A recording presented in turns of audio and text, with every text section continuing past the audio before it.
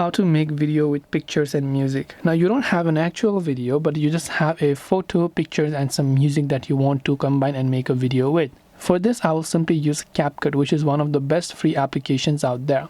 Now on CapCut, actually, we have a couple of preset templates that we can choose from, right? So I can come to this templates tab from CapCut, right? So from here, you can see a couple of templates. So if I like a certain template that I want to maybe create a video using the pictures, I can select that. Then I can select use this template option. Then I can basically add a couple of photos that I want to this template, right?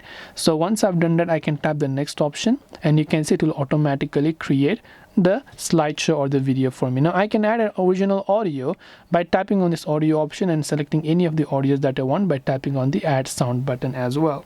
This way I should be able to make a video with pictures and music. I hope that this video really helped you. If you have got any further questions, feel free to leave them down in the comment section. Thank you for watching till the very end of this tutorial and see you soon in the next video.